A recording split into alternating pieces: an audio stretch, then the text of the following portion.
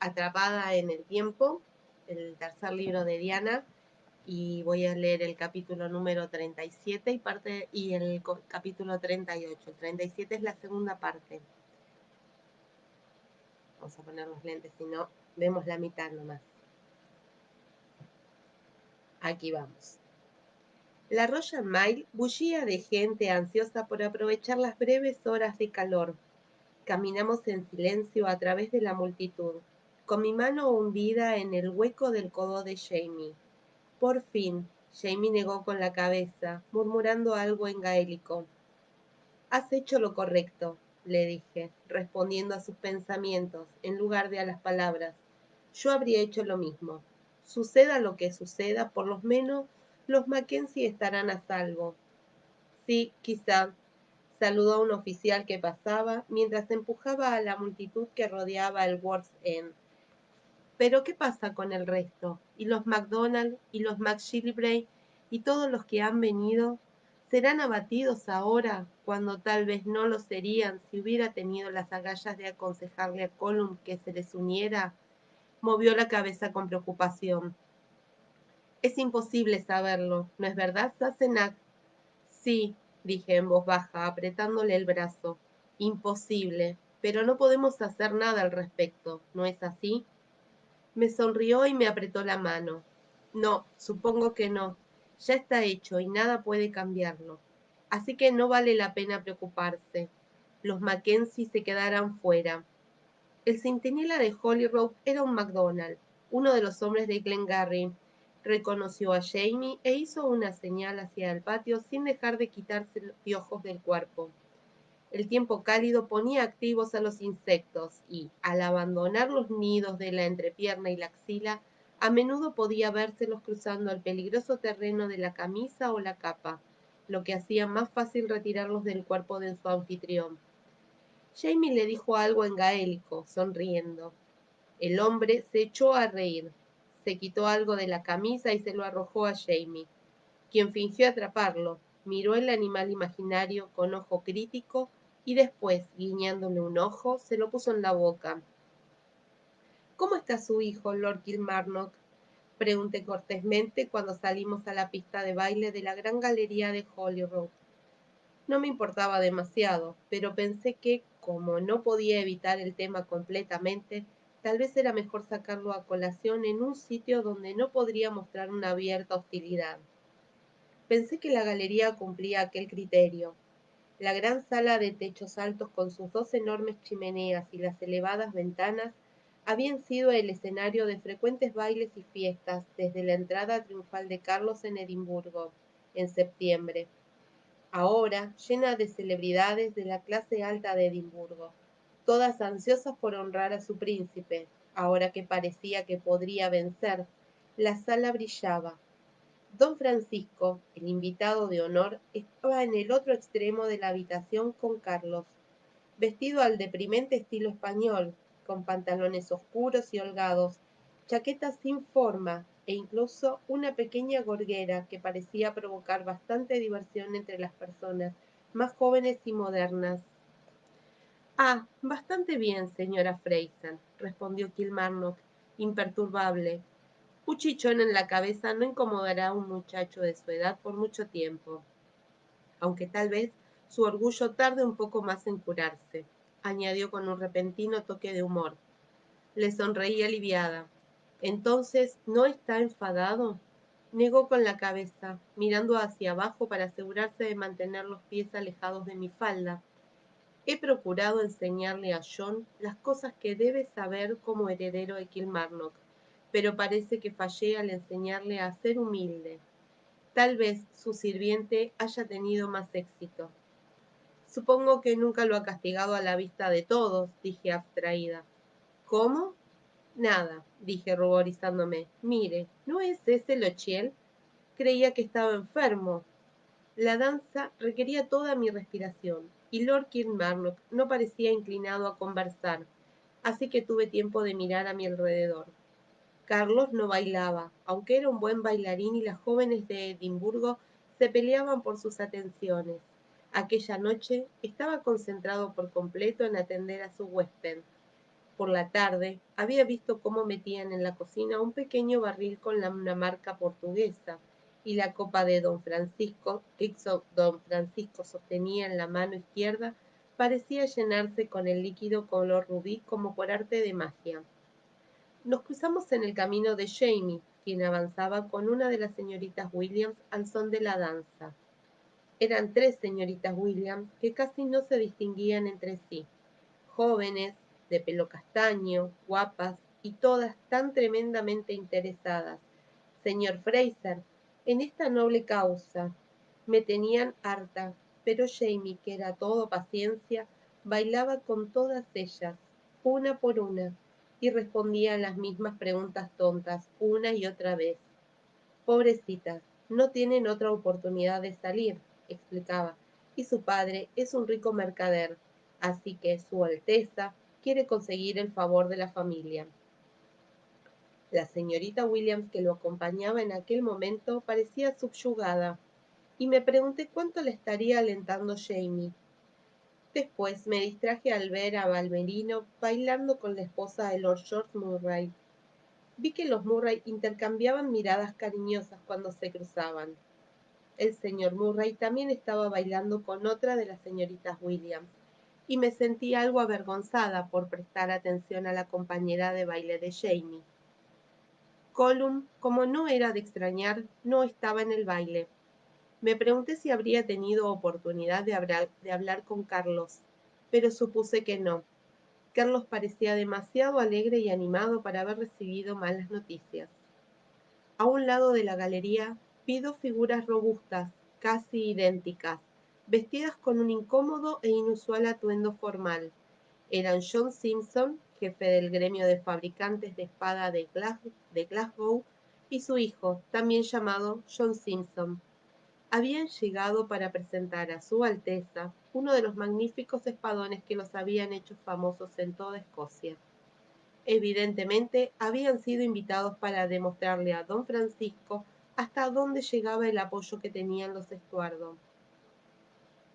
Ambos tenían un abundante pelo oscuro y barba algo canosa. Simpson padre era canoso, con algunos cabellos castaños, mientras que su hijo parecía una colina oscura con un borde de nieve. Tenía canas en las sienes y en los pómulos. Cuando los miré, el padre dio un codazo al hijo e hizo un ademán con la cabeza hacia una de las hijas del mercader que paseaba cerca de la pista de baile bajo la protección de su padre.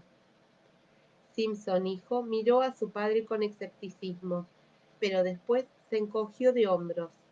Se acercó y ofreció su brazo con una reverencia a la tercera señorita Williams. Los observé, entre divertida y fascinada. Cuando empezaron a bailar, Jamie conocía a los Simpson y me había contado que el hijo era completamente sordo. De tanto martillar en la fragua, supongo, me había dicho, al mostrarme con orgullo la hermosa espada que había comprado a los artesanos. Es sordo como una tapia. El padre es el que habla y el hijo el que lo ve todo.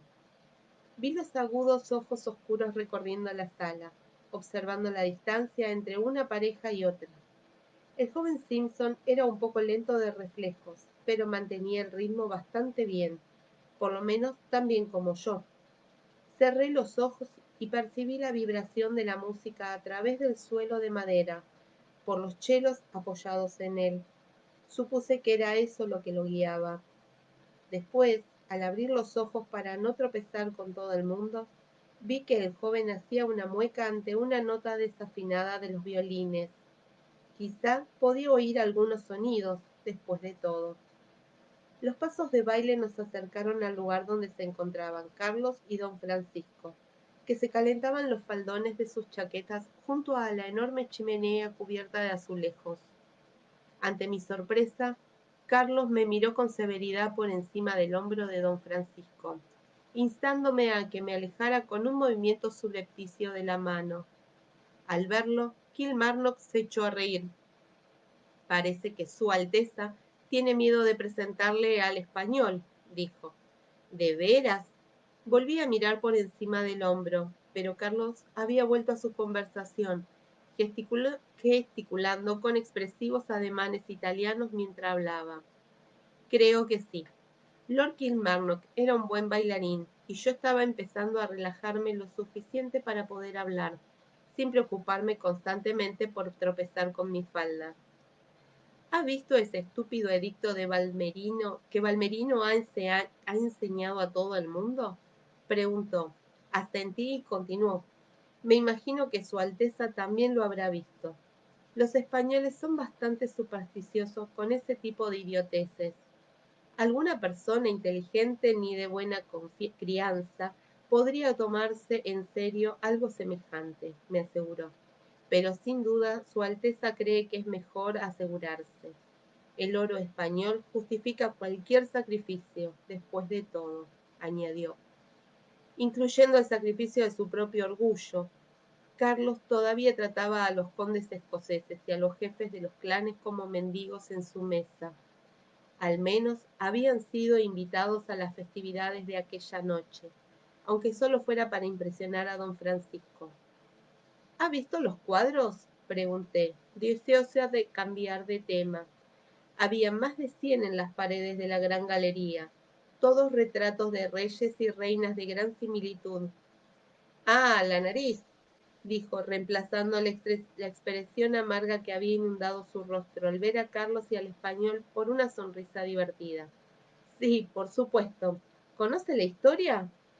Al parecer, los retratos eran obra de un solo pintor, un tal Jacob de Witt, que había sido contratado por Carlos II en el momento de la restauración para que pintara los retratos de todos los antepasados del rey, desde Roberto I en adelante. Para que todo el mundo quedara convencido de la antigüedad de su linaje y de que su restauración era absolutamente justa, explicó Kilmarnock con una mueca irónica, me pregunto si el rey Jacobo llevará a cabo algún proyecto similar cuando recupere el trono. En cualquier caso, continuó a fin de cumplir con las exigencias del monarca, DeWitt se había dedicado a pintar un retrato cada 2 semanas. La dificultad, claro estaba, era que DeWitt no tenía modo de saber cómo eran los antepasados de Carlos, así que había usado como modelos a cualquier persona que pudiera arrastrar hasta su estudio, y se había limitado a pintar a cada retrato con la misma nariz prominente para asegurarse el parecido familiar. Ese es el rey Carlos, dijo Kilmarnock, señalando un retrato del cuerpo entero, resplandeciente en terciopelo rojo y con un sombrero plumado. Echó una mirada crítica a su descendiente, Carlos, cuyo rostro mostraba que había bebido tanto como su huésped. De todos modos tiene una nariz más bonita, susurró el conde como para sí. Su madre era polaca. Se estaba haciendo tarde y las velas de los candelabros de plata empezaron a vacilar y a apagarse, antes de que la gente de Edimburgo quedara saciada de vino y danza. Don Francisco, que posiblemente no estaba tan acostumbrado a la bebida como Carlos, cabeceaba. Jamie, después de haber devuelto la última de las señoritas Williams a su padre con un suspiro de alivio, se reunió conmigo en el rincón en el que había encontrado un asiento que me permitía quitarme los zapatos disimuladamente bajo los faldones. Esperaba no tener que volver a ponérmelos a toda prisa. Jamie se sentó en un asiento vacío a mi lado, enjugándose la frente, y señaló una mesita donde había una bandeja con algunos pasteles que habían sobrado. Tengo hambre, dijo. El baile me da un terrible apetito, y la conversación mucho más. Se puso un pastel entero en la boca, lo masticó un poco y se estiró para coger otro. Vi que el príncipe Carlos se inclinaba sobre el huésped de honor y lo sacudía por el hombro sin éxito. El enviado español tenía la cabeza hacia atrás y la boca abierta bajo el bigote. Su Alteza se levantó tambaleándose y miró a su alrededor buscando ayuda. Pero Sheridan y Tullibardine, ambos ancianos, dormían en medio de encajes y terciopelos, apoyados uno sobre el otro como un par de viejos borrachines de pueblo. ¿Por qué no vas a echarle una mano a su Alteza? Sugerí. Resignado, Jamie se tragó el resto del pastel, pero antes de que pudiera levantarse, vi que Simpson hijo había reparado en la situación y daba un codazo en las costillas a su padre. Este avanzó y se inclinó ante el príncipe Carlos. Antes de que el príncipe pudiera responder, los artesanos cogieron al enviado español por las muñecas y los tobillos. Con los fuertes músculos endurecidos por la forja, lo alzaron de su asiento y se lo llevaron, balanceándose suavemente entre ellos como si fuera alguna clase de espécimen de caza mayor. Desaparecieron por la puerta del otro extremo de la sala, seguidos, con paso vacilante, por su Alteza. Esta partida indicó el final del baile. Los demás invitados empezaron a relajarse y a moverse de un lado a otro. Las damas desaparecieron en la antesala para recoger mantones y capas.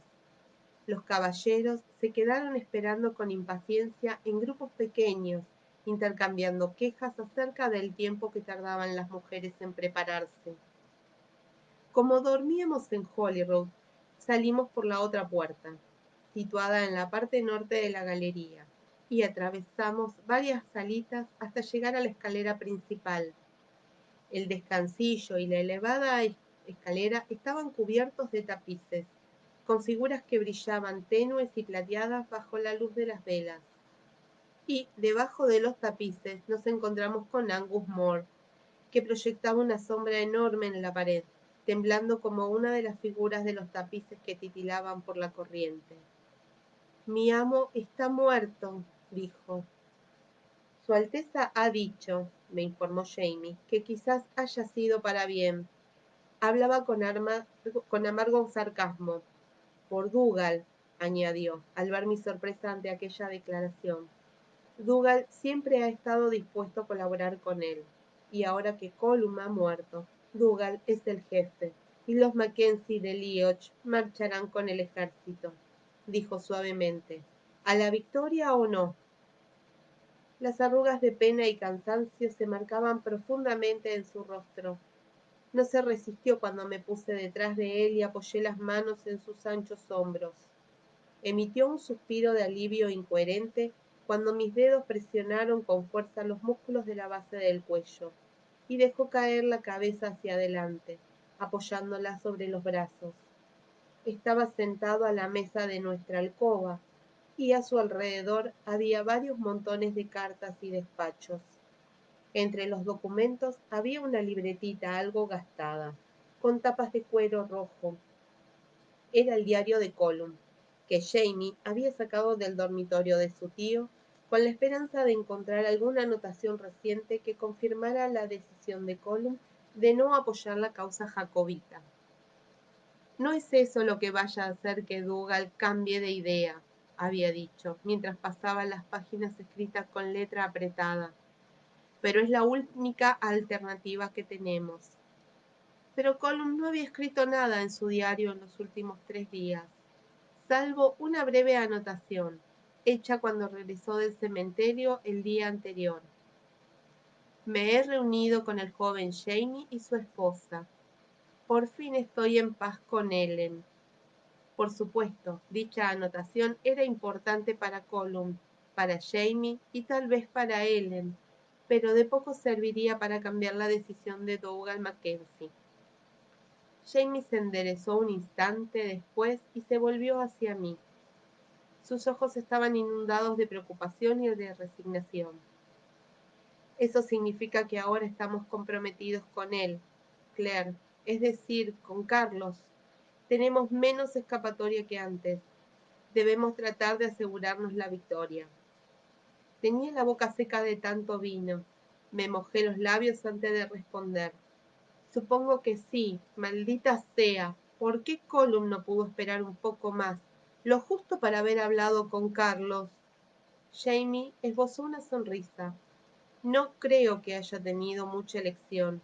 Pocos hombres pueden elegir la hora de su muerte. Pero Colum sí.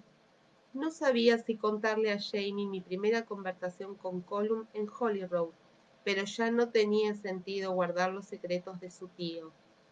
Jamie meneó la cabeza y suspiró, hundiendo los hombros ante la revelación de que Colum había querido quitarse la vida. Entonces me pregunto, susurró como para sí, ¿crees que habrá sido una señal, Claire? Una señal. La muerte de Colum, ahora.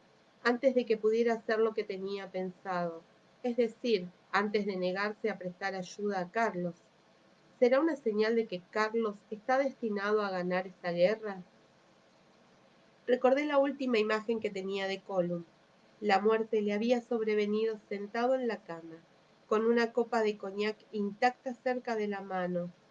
Había sucedido tal como él quería, con la mente despejada y alerta. La cabeza le había caído hacia atrás, pero los ojos estaban abiertos, apagados frente a las imágenes que había dejado atrás. Tenía la boca apretada con fuerza, con las arrugas profundamente marcadas de nariz a barbilla. El dolor, que había sido su compañero fiel, lo había acompañado hasta el final. Solo Dios lo sabe, dije por fin. Sí, respondió, con la voz amortiguada otra vez por sus brazos. Espero que alguien más lo sepa. Capítulo 38. Un pacto con el diablo. El catarro se convirtió en algo tan normal en Edimburgo como la nube que ocultaba la vista del castillo sobre la colina. El agua caía día y noche, y, aunque los adoquines estaban temporalmente libres de aguas residuales, la ausencia del hedor se veía reemplazada por los gargajos que cubrían las calles y senderos, y por la nube de humo de las chimeneas que llenaba todas las habitaciones, desde el suelo hasta el techo. Pese a la inclemencia del tiempo, yo solía pasar bastante tiempo paseando entre Holyrood y Canongate. Prefería la lluvia a tener los pulmones llenos de humo y de gérmenes. En todo el palacio se oía el ruido de toses y estornudos, aunque la presencia de Su Alteza obligaba a la mayoría a escupir en pañuelos mugrientos o en las chimeneas recubiertas con azulejos de Delft, en lugar de en los lustrosos suelos de roble escocés. En aquella época del año anochecía pronto, así que me di la vuelta en mitad de la calle mayor para llegar a Holyrood antes de que oscureciera. No tenía miedo de que me atacaran en la oscuridad, aunque no me hubieran conocido todos los soldados jacobitas que ocuparan la ciudad. El temor al aire fresco mantenía a todo el mundo resguardado en el interior. Los hombres que aún estaban en condiciones de abandonar sus hogares para trabajar terminaban sus obligaciones a toda prisa para zambullirse en el santuario lleno de humo de la taberna de Jenny Ha, y se quedaban allí, cómodamente acurrucados, en el cálido espacio sin aire, donde el olor a cuerpos sucios, whisky y cerveza casi lograba superar el hedor de la chimenea. Mi único miedo era tropezar en la oscuridad y romperme un tobillo sobre los adoquines. La ciudad estaba iluminada solo por los tenues faroles de los serenos, que tenían la costumbre de meterse entre un umbral y otro, apareciendo y desapareciendo como luciérnagas. A veces, el farolero entraba a una taberna al final de Canongate para beber un trago de cerveza caliente y desaparecía durante media hora. Miré el tenue brillo sobre la iglesia de Canongate y calculé cuánto tiempo quedaba hasta que oscureciera. Con suerte tenía tiempo de detenerme en la tienda del boticario, el señor Howe, que, aunque no tenía la variedad que se podía encontrar en el emporio parisino de Raymond, estaba especializado en vender castañas de Indias y corteza de olmo. Por lo general también me proveía de menta y berbero. En aquella época del año, su ganancia principal provenía de la venta de bolsas de alcanfor, consideradas el mejor remedio para resfriados, catarro y tisis, aunque no era más efectivo que los remedios modernos contra el resfriado, pensé.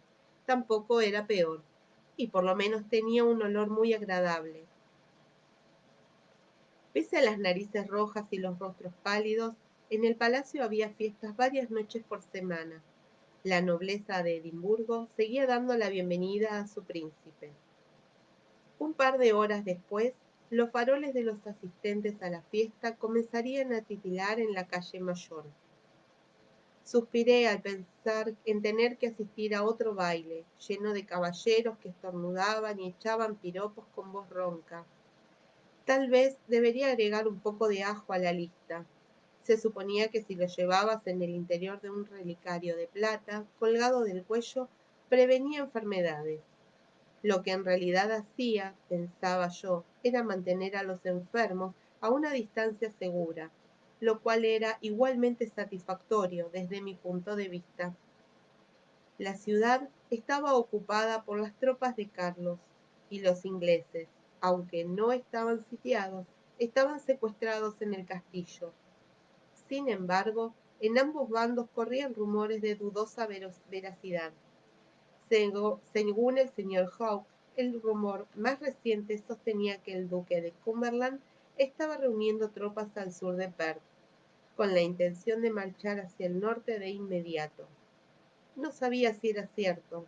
De hecho, tenía mis dudas al respecto, pues no recordaba que se mencionara en la historia nada acerca de las actividades de Cumberland antes de la primavera de 1746, que aún no había llegado.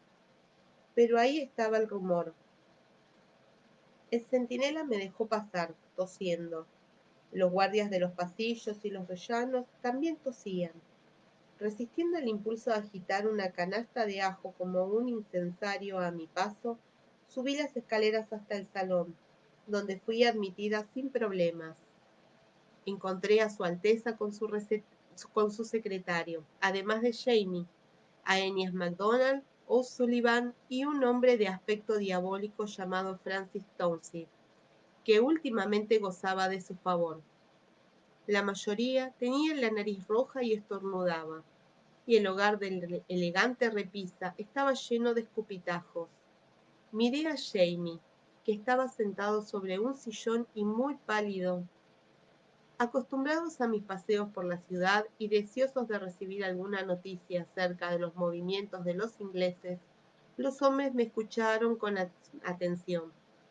Estamos en deuda con usted por las noticias que nos trae, señora Fraser, dijo Carlos con una graciosa reverencia y una sonrisa. Dígame si hay alguna manera de pagar su generoso servicio. La hay, respondí, aprovechando la oportunidad. Quiero llevar a mi marido a casa y meterlo en la cama, ya. Los ojos del príncipe se abrieron de par en par por un instante, aunque se recuperó enseguida. Aeneas MacDonald tuvo un sospechoso acceso de tos. La cara pálida de Jamie se tornó carmesí. Estornudó Estornudó y enterró la cara en un pañuelo. Los ojos azules echaban chispas sobre los pliegues. Ah, su marido, dijo Carlos, recibiendo con galantería el desafío. Un suave rubor rosado empezó a cubrirle las mejillas.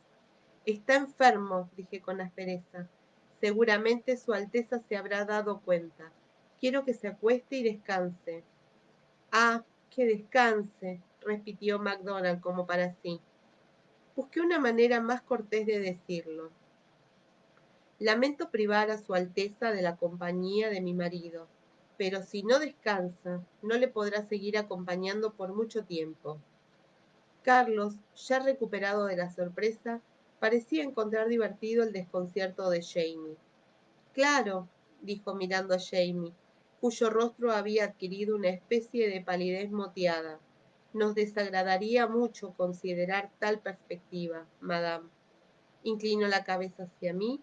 Como usted desee, se excusa a Sir James de acompañar a nuestra persona hasta que se restablezca. Por supuesto, lleve a su esposo a sus aposentos y realice cualquier cura que considere adecuada. El príncipe torció la boca, sacó un gran pañuelo del bolsillo y siguió el ejemplo de Jamie. Enterró en él la cara y tosió. Debe cuidarse, Alteza, o podría contagiarse, le aconsejó MacDonald, algo mordaz. Ojalá yo tuviera la mitad del mal que aqueja al señor Fraser, murmuró Francis Townshend, sin ocultar una sonrisa irónica que le daba el aspecto de un zorro en un gallinero. Jamie, ahora con el aspecto de un tomate congelado, se levantó bruscamente.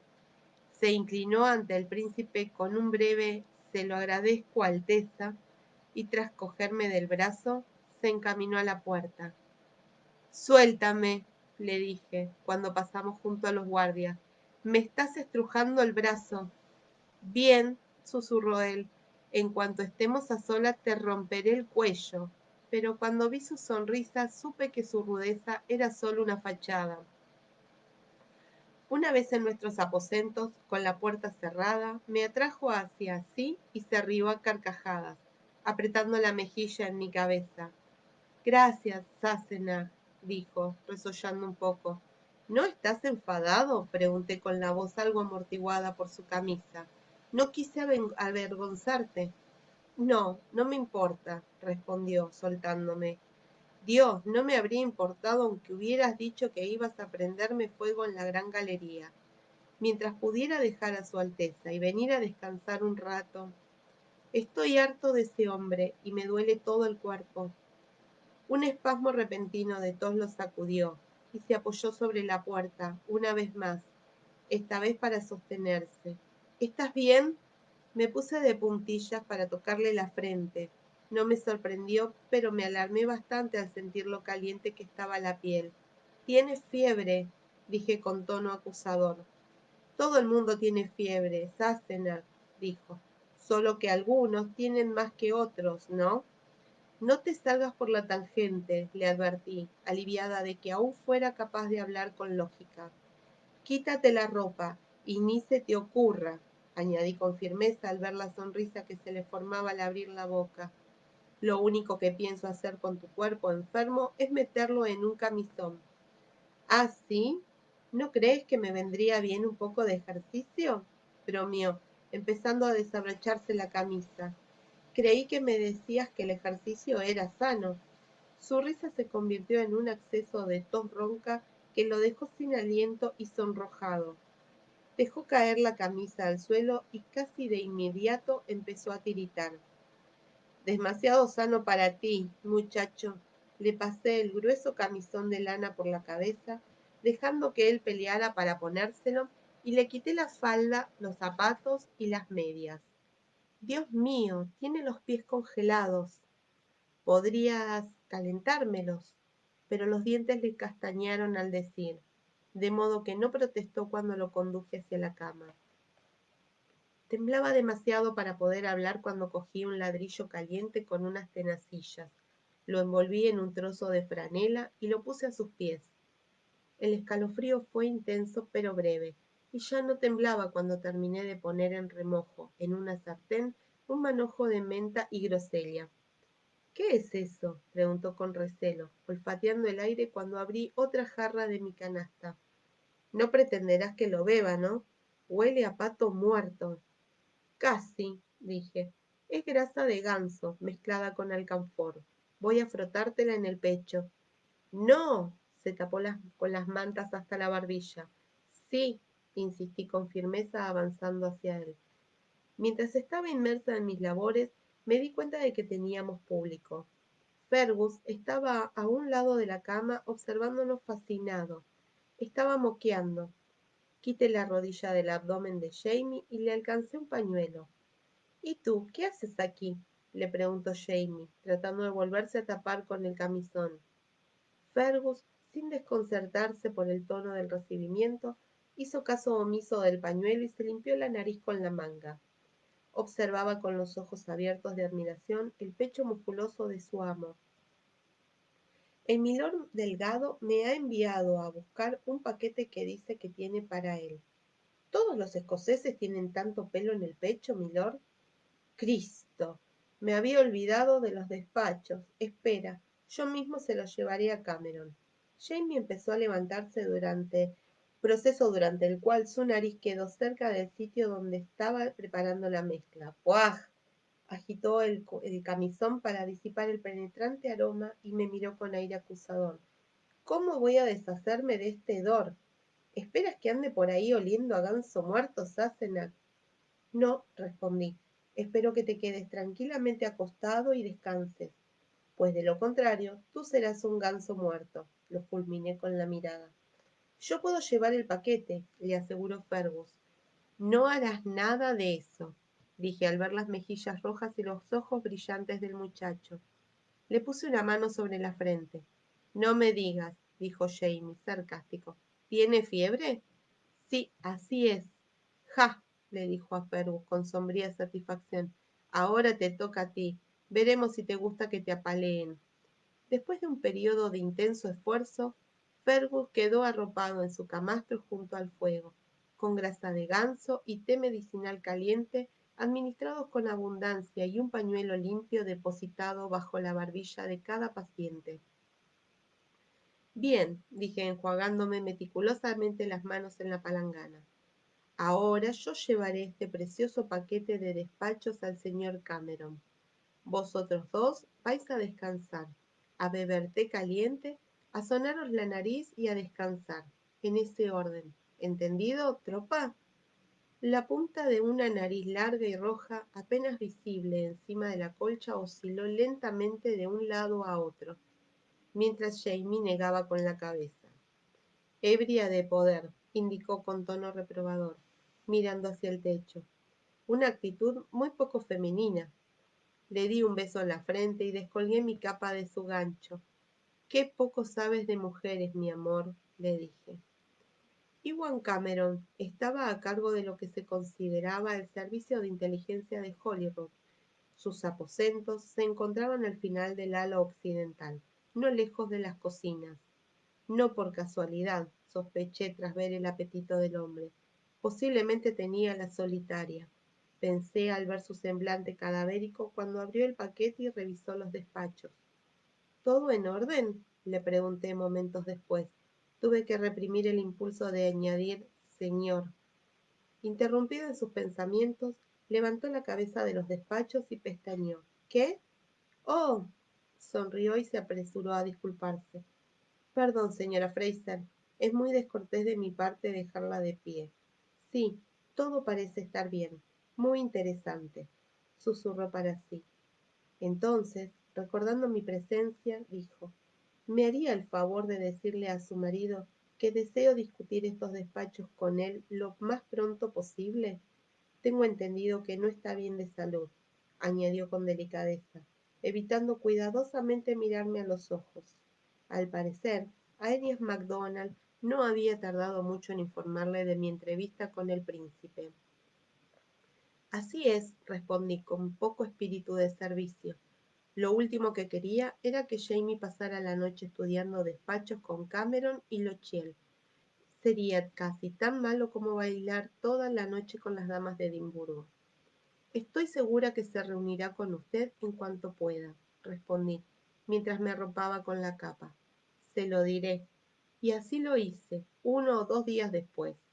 Fuera cual fuese la posición de las tropas inglesas, estaba segura de que estaban a más de 150 kilómetros de Edimburgo. Volví a nuestros aposentos. Los dos bultos estaban inmóviles bajo las frazadas, y el rumor de la respiración, lenta e irregular, aunque algo congestionada, llenaba la habitación. Satisfecha, me quité la capa y me senté en la salita con una taza de té caliente para prevenir el catarro, a la que añadí una buena porción de coñac. Mientras lo saboreaba, sentía cómo el calor del líquido fluía por el centro de mi pecho, se extendía por mi abdomen e iniciaba su camino de descenso hacia los pies, helados después de la caminata de a través del patio, camino que prefería al pasadizo interno lleno de interminables escaleras y rincones. Sostuve la taza debajo de la barbilla, inhalando el aroma agradable y amargo, y sintiendo que el coñac caliente aclaraba mis fosas nasales. Me puse a reflexionar cuál sería la razón por la cual, en una ciudad y en un edificio plagado de catarros, mi nariz permanecía descongestionada. De hecho, aparte de la fiebre posterior al parto, no había caído enferma desde mi paso a través del círculo de piedras. Era muy extraño, pensé, dadas las condiciones de higiene, las medidas sanitarias y el hacinamiento en el que solíamos vivir. A estas alturas tendría que haber contraído por lo menos un par de catarros, pero me conservaba tan sana como siempre. Evidentemente no era inmune a todas las enfermedades. pues en ese caso no habría contraído la fiebre. Pero, ¿y las enfermedades que normalmente eran contagiosas? El hecho de que estuviera vacunada explicaba que no pudiera contraer la viruela, el tifus, el cólera ni la fiebre amarilla. Tampoco es que fuera probable que contrajera la fiebre amarilla, pero, aún así, apoyé la taza y me palpé el brazo izquierdo. La cicatriz de la vacuna se había difuminado con el tiempo, pero todavía podía notarla. Era un círculo de piel lisa de 1 centímetro de diámetro. Sentí un breve escalofrío al recordar a Jaylis Duncan, pero aparté el pensamiento de mi cabeza. Volví a sumergirme en los pensamientos sobre mi estado de salud para evitar pensar en la mujer que había muerto en la hoguera y en Colum Mackenzie, el hombre que la había condenado. La taza estaba casi vacía. Me levanté para volver a llenarla, pensativa. ¿Habría adquirido algún tipo de inmunidad? Durante la formación para enfermeras había aprendido que los resfriados eran causados por innumerables virus, cada uno diferente y siempre en evolución. Una vez expuesta a un virus en particular, según nos había explicado el instructor, una persona se hace inmune a él. Esta se continúa resfriando a medida que se enfrenta a virus nuevos y diferentes, pero las posibilidades de encontrar uno al que no esté expuesta se reducen con la edad. Así, decía que, mientras que los niños tenían un promedio de 6 resfriados por año, las personas de mediana edad tenían solo 2 y los ancianos podían pasar años sin resfriarse. La única razón era que ya se habían enfrentado a la mayoría de los virus conocidos y se habían inmunizado. Era una posibilidad, pensé. ¿Y si algunos tipos de inmunidad fueran hereditarios a medida que los virus y las personas evolucionaban? Sabía que los anticuerpos de muchas enfermedades podían pasar de madre a hijo a través de la placenta o de la leche materna, de modo que el niño se inmunizaba, si bien temporalmente, contra cualquier enfermedad a la que la madre hubiera estado expuesta. Tal vez nunca me habría resfriado porque había heredado anticuerpos de virus del siglo XVIII y de todos mis ancestros de los últimos 200 años. Me encontraba reflexionando sobre esta idea, tan concentrada que no me había molestado sentarme y estaba sorbiendo mi taza de té de pie en el centro de la habitación, cuando oí una suave llamada en la puerta. Suspiré con impaciencia, irritada ante la distracción. Sin dejar la taza, me aproximé a la puerta, preparada para recibir o rechazar las esperadas averiguaciones acerca de la salud de Jamie. Seguramente Cameron se había topado con un párrafo poco claro en su despacho, o Carlos había reconsiderado su generosidad al prescindir de la presencia de Jamie en el baile. Pues bien, solo lo sacarían de la cama por encima de mi cadáver. Abrí la puerta y las palabras de saludo murieron en mi garganta. Jonathan Randall estaba de pie bajo el umbral. El té que derramé sobre la falda me hizo volver en mí. Sin embargo, él ya había entrado. Me miró de arriba abajo con su acostumbrado desdén y observó la puerta cerrada que daba al dormitorio. ¿Estás sola? Sí. Los ojos color avellana me miraron primero a mí y después hacia la puerta, como tratando de averiguar si decía la verdad. Su cara reflejaba la mala salud y una palidez causada por la mala nutrición y un invierno puertas adentro. Sin embargo, su agudeza mental no parecía haber disminuido. La mente rápida y despiadada había quedado oculta por aquella mirada de hielo, pero seguía allí, sin duda alguna. Decidiéndose, me asió del brazo y cogió mi capa del suelo con la otra mano. Venga conmigo. Le hubiera permitido que me hiciera picadillo antes de hacer ningún ruido y que la puerta del dormitorio se abriera. Cuando estábamos a mitad del corredor, pensé que ya no había peligro de que nadie nos oyera. No había guardias apostados en las dependencias destinadas al personal, pero los jardines estaban fuertemente vigilados. Randall no podía esperar sacarme por el jardín ni por los portones laterales sin que lo descubrieran. y mucho menos a través de la entrada principal al palacio. Por lo tanto, debía hacer lo que pretendía dentro de Holyrood. Perdón. ¿Asesinarme, quizás, para vengarse de la herida que Jamie le había infligido? Me dolió el estómago de solo pensarlo. Lo inspeccioné mientras caminábamos rápidamente junto a las luces que emitían los candeleros de la pared. Estos no tenían fines decorativos ni de refinamiento. Las velas de aquella parte del palacio eran pequeñas y muy espaciadas, y sus llamas eran débiles. Su única razón de ser era proporcionar luz suficiente para los huéspedes que regresaban a sus habitaciones. Randall no iba de uniforme ni parecía estar armado. Llevaba un atuendo insulso, tejido en casa, con un abrigo grueso sobre unas calzas marrones y medias. Nada, excepto el porte y la arrogante inclinación de su cabeza sin peluca, dejaba entrever su identidad. Habría podido deslizarse en palacio como uno de los asistentes al baile, haciéndose pasar por un sirviente.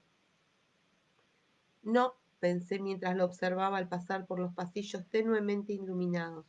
No estaba armado, aunque me apretaba el brazo con fuerza. Sin embargo, si tenía en mente estrangularme, no le iba a resultar una víctima fácil. Yo era tan alta como él y estaba mucho mejor alimentada. Como si me hubiera leído el pensamiento, se detuvo cerca del final del corredor y me dio la vuelta para que lo mirara, con las manos firmes sobre mis codos. No quiero hacerle daño, dijo en voz baja pero firme. Permítame dudarlo, respondí, evaluando la posibilidad de que alguien me escuchara si gritaba.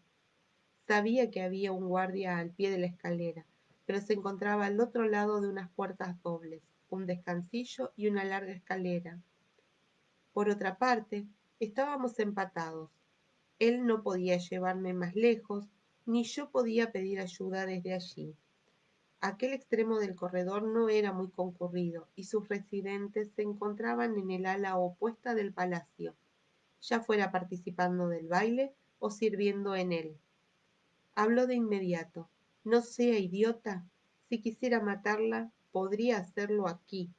Sería mucho más seguro que fuera. Además, añadió, si quisiera hacerle daño, ¿para qué habría traído la capa? Alzó el atuendo a modo de ilustración. ¿Cómo diablos voy a saberlo? Pregunté, aunque su razonamiento parecía lógico. ¿Por qué la ha traído? Porque no quiero que salga conmigo, porque quiero que salga conmigo. Tengo que hacerle una proposición y no quiero correr el riesgo de que alguien nos oiga. Miró hacia la puerta situada al final del corredor. Como todos los de Holyrood, estaban construidos al estilo cruz y Biblia. Los 4 paneles superiores formaban una cruz y los 2 inferiores una Biblia abierta. Holyrood había sido una abadía en otra época. ¿Quiere que vayamos a la iglesia? Allí podremos hablar sin temor a que nos interrumpan. Era verdad, la iglesia contigua al palacio, parte de la abadía original que iba a ser Holyrood, según el plan original, estaba abandonada y se la consideraba insegura por falta de mantenimiento a lo largo de los años. Vacilé pensando qué hacer. Piense, mujer, me sacudió levemente. Luego me soltó y dio un paso atrás. La luz de las velas recortaba su silueta de manera que sus rasgos no eran más que un borrón oscuro frente a mí. ¿Por qué iba a correr el riesgo de entrar en el palacio? Era una buena pregunta. Una vez había abandonado el refugio del castillo disfrazado. Las calles de Edimburgo estaban a su disposición. Podría haberme esperado en algún callejón oscuro durante mis excursiones diarias y abordarme. La única posible razón para no haberlo hecho era la que me estaba dando. Necesitaba hablarme sin correr el riesgo de que nos vieran o nos oyeran. Vio en mi rostro que llegaba a esa conclusión y sus hombros se relajaron un poco. Extendió el abrigo para que me lo pusiera. Tiene mi palabra de que regresará de nuestra conversación sana y salva, madame. Traté de interpretar su expresión, pero era impenetrable. Su mirada era firme y no me decía más de lo que me habría dicho la mía en un espejo. Acepté la capa. De acuerdo, dije. Salimos a la oscuridad del jardín rocoso. Pasamos junto al centinela y lo saludé con la cabeza. Me reconoció. No era raro que yo saliera de noche para atender algún caso urgente en la ciudad. El guardia miró a Jonathan Randall con severidad. Por lo general era Murtagh quien me acompañaba, cuando Jamie no podía hacerlo, pero con semejante atuendo no había modo de conocer la verdadera identidad del capitán. Randall le devolvió la mirada al guardia con indiferencia, y la puerta del palacio se cerró detrás de nosotros, librándonos a la noche. Había estado lloviendo, pero la tormenta se estaba disipando.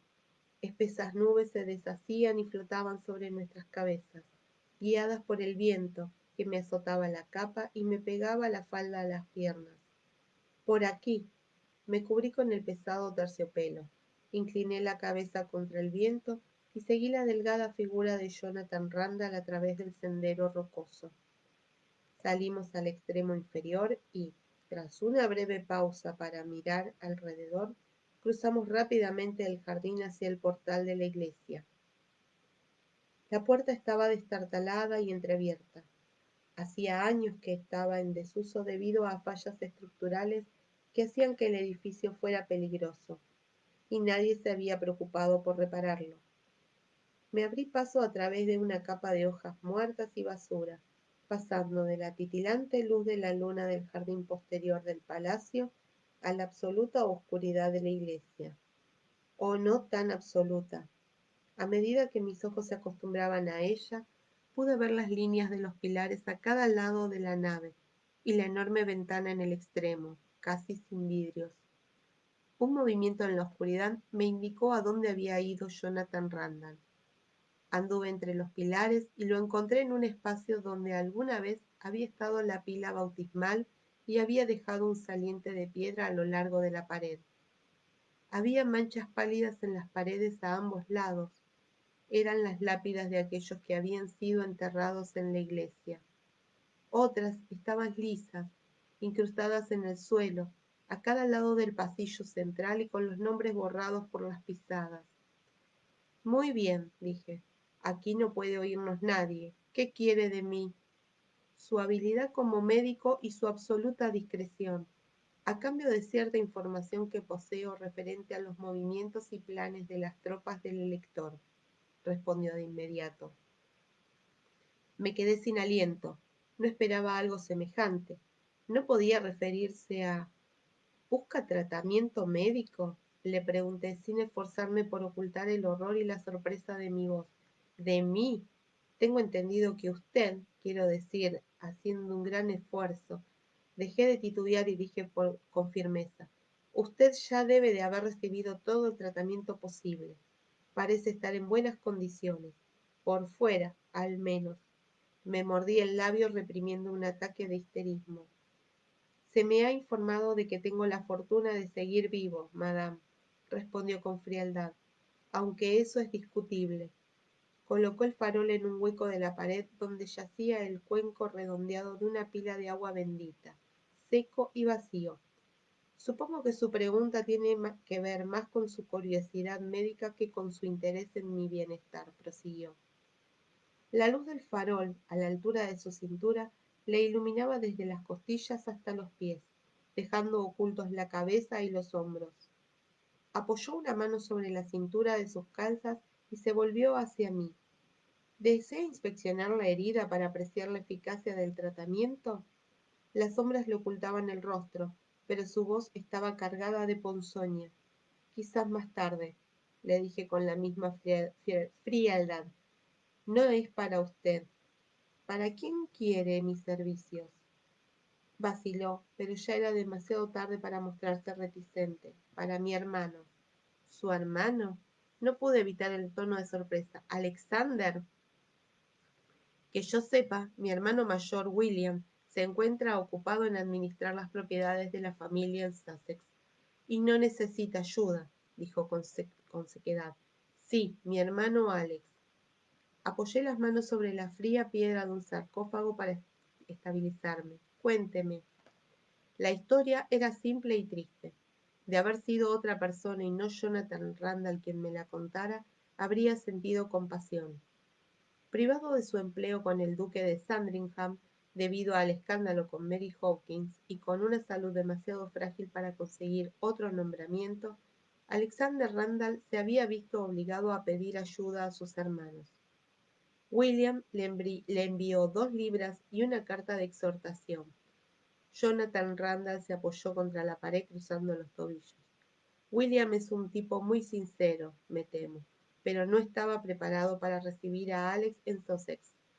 La mujer de William es un tanto radical, digamos, en sus opiniones religiosas. Hubo un dejo de risa en su voz.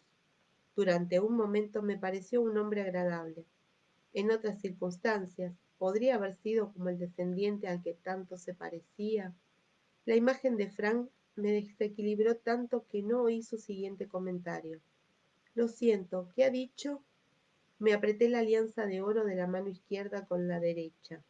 Frank no existía. Debía dejar de pensar en él.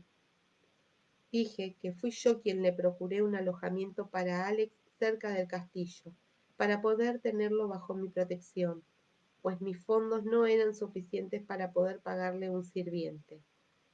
Pero sus ocupaciones en Edimburgo habían dificultado sus visitas, de manera que Alex Randall había quedado librado a sus propios recursos durante el último mes. Solo disfrutaba de los servicios de una mujer que iba a limpiar de vez en cuando. Su mala salud se vio agravada por el mal tiempo, la mala dieta y las condiciones miserables en las que vivía, hasta que, seriamente alarmado, Jonathan Randall se vio obligado a buscar ayuda, y para procurarse esa ayuda estaba dispuesto a traicionar a su rey. ¿Por qué ha acudido a mí? Pregunté por fin, retirando la mirada de la placa. Pareció ligeramente sorprendido. Por ser usted quien es. Sus labios se curvaron en una sonrisa leve y burlona. Si uno quiere vender su alma, ¿no es mejor acudir a los poderes de la oscuridad? ¿Realmente cree que soy un poder de la oscuridad, no? Era evidente que así era. Estaba más que capacitado para la burla, pero en su propuesta no había habido ni rastro de burla. Aparte de las historias que circularon en París, usted misma me lo dijo, señaló, cuando la dejé ir de Wentworth. Se volvió en la oscuridad, acomodándose sobre el anaquel de piedra. Fue un error terrible, dijo con voz suave. Jamás debí dejarla con vida, peligrosa criatura. Pero no tenía alternativa. Su vida fue el precio fijado por él, y yo habría pagado un precio mayor aún por lo que él me brindó. Emití un ligero siseo que amortigué inmediatamente, pero no lo suficiente como para que no lo oyera. Se sentó a medias sobre el anaquel, con una cadera apoyada sobre la piedra y una pierna estirada para mantener el equilibrio. La luna se filtraba a través de las nubes rápidas del exterior, iluminándolo desde atrás a través de la ventana rota. Sentado en la oscuridad, con la cabeza medio vuelta y las líneas de crueldad borradas por la oscuridad, era posible confundirlo con un hombre que yo había amado, con Frank. Pero yo había traicionado a aquel hombre. Debido a mi decisión, él jamás existiría, pues los pecados de los padres vivirán en los hijos, y tú lo destruirás, raíz y rama, para que su nombre no sea conocido entre las tribus de Israel. ¿Él se lo ha dicho? Preguntó con voz suave y agradable entre las sombras. ¿Le ha contado lo que pasó entre él y yo en aquel pequeño cuarto de Wentworth? En medio del estupor y la rabia, advertí que seguía obedeciendo la orden de Jamie. Ni una vez le oí utilizar su nombre. Él, nunca Jamie. Ese nombre me pertenecía a mí. Apreté los dientes con fuerza, pero logré hablar a pesar de todo. Me lo contó, todo. Randall suspiró. Aunque la idea no le complazca, querida, usted y yo estamos unidos. No puede decir que a mí me complazca tampoco, pero admito la verdad. Los dos conocemos el roce de su piel tan cálida, ¿no es así? Como si ardiera desde dentro, Conocemos el olor de su sudor y la aspereza del vello de sus muslos. Usted conoce el sonido que hace al final, cuando se pierde, y yo también. Cállese, le dije, cállese. Me ignoró y se recostó, y continuó hablando como para sí. Reconocí con una rabia incontenible el impulso que lo había llevado a esto. No la intención de ofenderme como había pensado al principio, sino la necesidad imperiosa de hablar de un ser amado, de repasar otra vez, en voz alta, los detalles que se habían desvanecido. Al fin y al cabo, ¿con quién más podía hablar de Jamie más que conmigo? Me voy, dije en voz alta, y giré sobre mis talones. ¿Se va? Preguntó. Yo puedo entregarle al general Hawley. De lo contrario, él destruirá el ejército escocés. La decisión depende de usted. Sentí la tentación de decirle que el general Hawley no valía la pena, pero pensé en los jefes escoceses alojados en Holyrood, Kilmarnock, Balmerino y Lochiel, que estaban apenas a unos metros de distancia, al otro lado del muro de la abadía, y en el mismo Jamie, en los miles de soldados a los que dirigían. La posibilidad de la victoria valía el sacrificio de mis sentimientos. ¿Era aquel otro momento crucial? Si no escuchaba, si no aceptaba lo que Randall proponía, ¿qué pasaría? Me di la vuelta lentamente. Hable entonces, dije. No pareció conmovido por mi furia, ni preocupado por la posibilidad de que me negara a escucharlo. Su voz, en la oscura iglesia, sonaba tranquila y controlada, como la de un profesor. Me pregunto si habrá recibido de él tanto como yo. Inclinó la cabeza. Al salir de entre las sombras, los rasgos angulosos quedaron visibles. La luz reflejó los ojos color avellana, haciéndolos brillar como los de una bestia oculta entre los arbustos. La nota de triunfo en su voz fue leve, pero inconfundible. Yo, continuó en voz baja, lo tuve como usted jamás podrá tenerlo. Es una mujer y no puede entenderlo, a pesar de ser una bruja. Yo poseí el alma de su hombría, tomé de él lo que él tomó de mí, lo conozco como él me conoce a mí. Estamos unidos por la sangre. Te doy mi cuerpo, para que los dos podamos ser uno. Ha elegido una manera muy extraña de pedir mi ayuda, le dije con voz temblorosa. Mis manos se aferraban a los pliegues de mi falda, cuya tela estaba vacía y arrugada entre mis dedos. ¿Sí? Me parece que es mejor que lo entienda bien, madame. No busco su lástima. No recurro a sus poderes como hombre que busca piedad por parte de una mujer. Compasión femenina, si así fuera. Usted ayudaría a mi hermano de todas formas. Un mechón de cabello oscuro le cayó sobre la frente. Se lo apartó con una mano. Prefiero que hagamos un trato justo, madame, un pago a cambio de un servicio, pues debe saber que mis sentimientos hacia usted son los mismos que los que siente usted por mí. No salía de mi estupor. Mientras luchaba por hallar una respuesta, él continuó.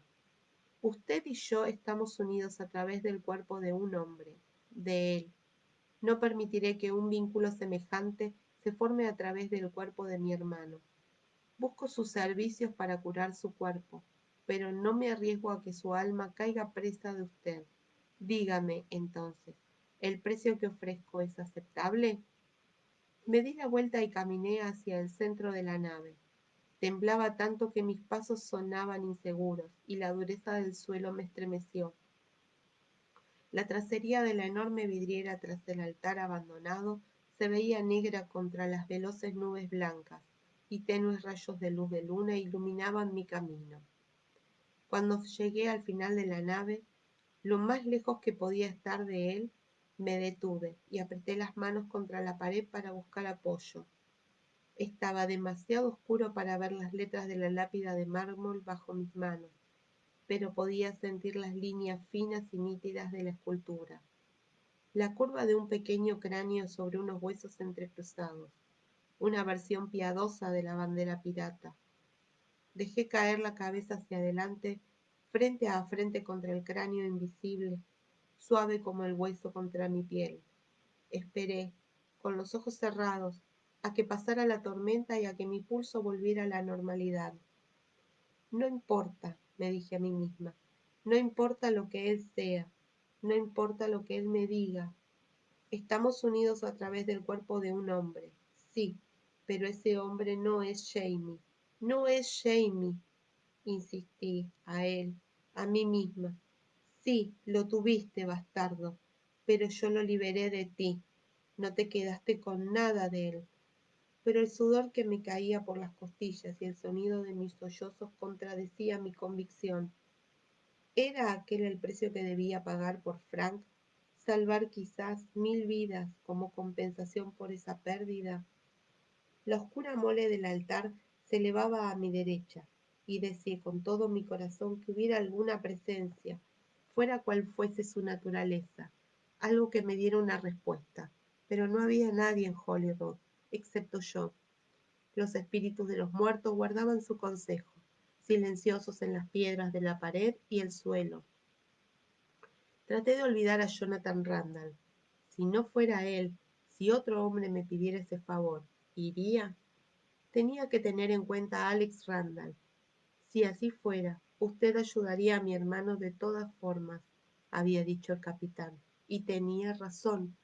Fuera cual fuese la curación que le ofreciera, ¿podía negársela a causa del hombre que la solicitó?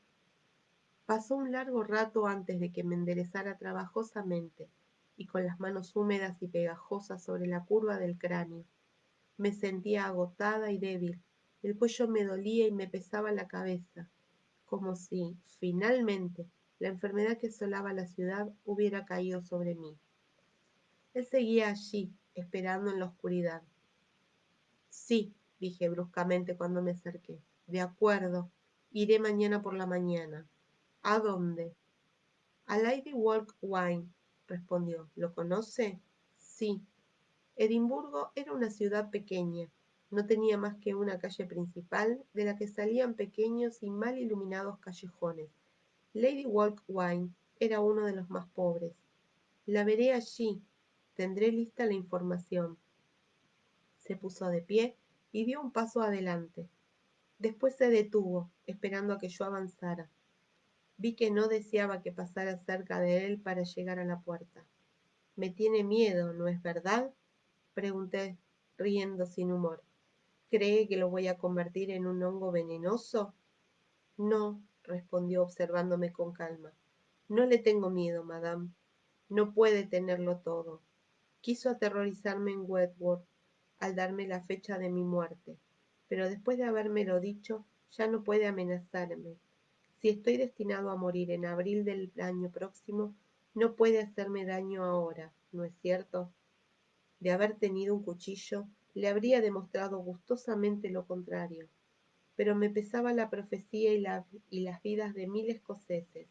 Jonathan Randall estaba a salvo de mí. Mantengo mi distancia, madame, dijo, simplemente porque preferiría no arriesgarme a tocarla. Una vez más me eché a reír. Ese, capitán, dije, es un impulso con el que coincido plenamente. Me volví y abandoné la iglesia, dejándolo solo. No dudé de que cumpliría su palabra. Una vez me había liberado de Werwood porque lo había prometido. Una vez que daba su palabra, la cumplía. Jonathan Randall era un caballero. ¿Qué sentiste cuando le di mi cuerpo a Jonathan Randall? Me había preguntado Jamie. Rabia, le había respondido. Asco, horror. Me apoyé en la puerta de la salita, volviendo a sentir todas aquellas sensaciones. El fuego se había apagado y la habitación estaba fría. El olor de grasa de ganso alcanforada me provocó un cosquilleo en la nariz. La habitación estaba en silencio, excepto por la áspera respiración que procedía de la cama y el suave sonido del viento que pasaba junto a los muros de casi 2 metros de grosor. Me arrodillé frente a la chimenea y empecé a reanimar el fuego. Se había apagado por completo. Empujé el tronco a medio quemar y encendí unas astillas, antes de amontonarlas en el centro de la chimenea. En Holyrood el fuego se alimentaba con leña, no con turba. Una lástima, pensé. un fuego de turba no se habría extinguido tan fácilmente. Las manos me temblaban un poco. El pedernal se me cayó 2 veces antes de lograr sacar una chispa. Es por el frío, me dije. Allí hacía mucho frío. ¿Le ha contado lo que pasó entre él y yo?, dijo la voz burlona de Jonathan Randall. Todo lo que necesito saber, susurré mientras encendía un papel y prendía fuego a la leña en varios puntos diferentes. Uno a uno, fui añadiendo pequeños palitos, metiéndolos en la llama y sosteniéndolos hasta que prendían. Cuando el montón de astillas comenzó a arder con fuerza, di un paso atrás y cogí el extremo de un tronco grande, poniéndolo con cuidado en el centro de la hoguera.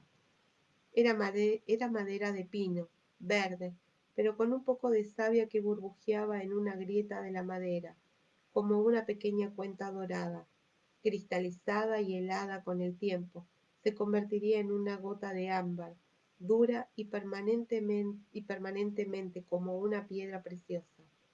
Ahora brillaba durante un momento por el súbito calor y estallaba en una pequeña ráfaga de chispas, desapareciendo en un instante. Todo lo que necesito saber, susurré. El camastro de Fergus estaba vacío. Al despertarse y sentir frío, había ido en busca de un refugio cálido. Estaba acurrucado en la cama de Jamie. La cabeza oscura y pelirroja descansaban una junto a la otra sobre la almohada. Las bocas entreabiertas roncaban pacíficamente. No pude evitar sonreír ante la escena, pero no tenía intención de dormir en el suelo. Fuera, le susurré a Fergus, moviéndolo hasta el borde de la cama y cogiéndolo en mis brazos. Era de huesos pequeños y delgado para tener 10 años, pero aún así pesaba mucho. Lo coloqué en su camastro sin dificultad, lo arropé aún inconsciente y regresé a la cama de Jamie. Me desvestí despacio junto a la cama, mirándolo. Se había puesto de costado y se había acurrucado. Sus largas pestañas se curvaban contra su mejilla. Eran de un profundo color caoba, casi negro en las puntas, pero rubias junto a la raíz. Le daban un aire inocente, a pesar de la nariz larga y recta y las líneas firmes de su boca y su barbilla. Me puse el camisón y me deslicé en la cama detrás de él. Tenía la espalda tibia bajo su camisón de lana. Se movió un poco, tosiendo, y apoyé una mano sobre su cadera para tranquilizarlo. Se apretó contra mí con un pequeño suspiro de reconocimiento. Lo abracé por la cintura, rozando con mi mano la suave masa de sus testículos. Podía excitarlo, lo supe, dormido como estaba. Me resultaba muy fácil. Solo hacían falta unas caricias firmes de mis dedos. Pero no quise turbar su descanso y me contenté con acariciarle el vientre. Jamie echó una mano enorme hacia atrás y me acarició torpemente el muslo. Te amo, susurró medio despierto. Lo sé, respondí, y me dormí de inmediato, abrazándole. Fin del capítulo 38. Espero que lo hayan disfrutado. Así que, bueno,